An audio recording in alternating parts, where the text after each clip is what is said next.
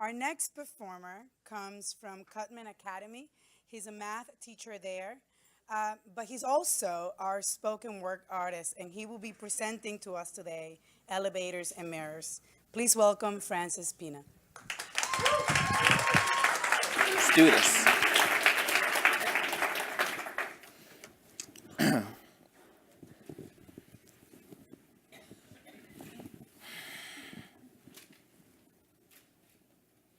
Which floor? Now, don't y'all just sit there and crowd my door? Get in. Tell me where you want to go. I mean, I already know because that's my job, to take you from a lower to a higher place. It's as if I'm the exponent and you're the base. Do the math. And as we move, I may shake like a maraca and creak a bit, but that's from experience, wear and tear, and the fact I do not take. Now, pushing the door close button is not going to make me move faster. I'm moving at your appropriate pace. Once again, I'm trying to take you from a lower to a higher place. Let's elevate. Don't you think it's funny that of all the questions and curiosity that we have, there's only one thing that gets asked in an elevator? Which floor? Thinking that the only thing that's going to open is the door. But what do you think all these buttons are for? Each presents an opportunity to place you on your appropriate floor with a hallway of doors. And when you have explored each proficient with the math, I'm going to take it higher to the next set of elevators that match your career path. Because I am a public service elevator, running on with a specific occupation, running on my students' motivations. And when they are lost, my guiding finger will give them ease, with no need to squeeze in because I got plenty of room.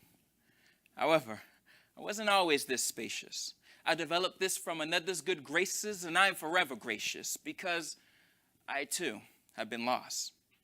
I reached the 12th floor, thinking I was done. I was set. But once I entered college, I lost my mathematical bets. I was a bust. My grades were in the red. Dreading becoming a dropout, another statistic. My mentor opened her door and reminded me I am gifted. She lifted me from the low floor of self-despair to a higher floor with a door labeled self-repair. And when no elevator was available, I took the stairs. One-step effort, another step collaboration, repeated over and over till I reached my graduation to become this clean-shaven, educational maven, using differentiation to meet accommodations. Student lowercase frustration becomes capitalization because I take all of my students to a higher elevation. So tell me, which one of you can use an uplift? What are your dreams? And why do you think my doors remain open for you? It's because I'm your elevator. Now, which floor?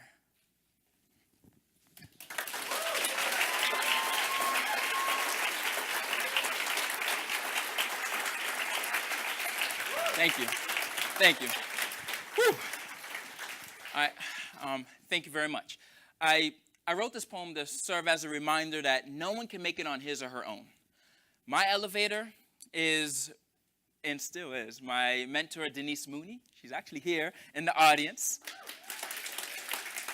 I've known her for nearly 11 years, and she continues to lift me up. There are a few other elevators in my life.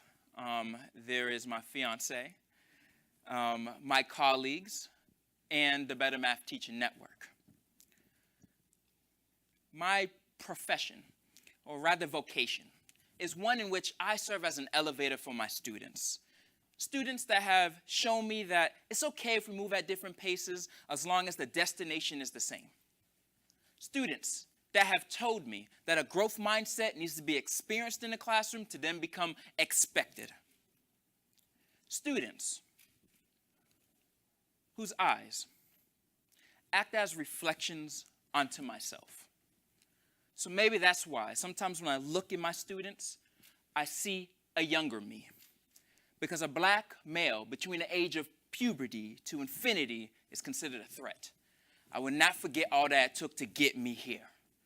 I only fear complacency, so I take part in PD to become a stronger me. I believe that self-reflection is the most important feature of an effective teacher. Because when you hold a mirror up to yourself, you can see all the actions you have left behind. And in time, there will be students become teachers to return in kind. Thank you.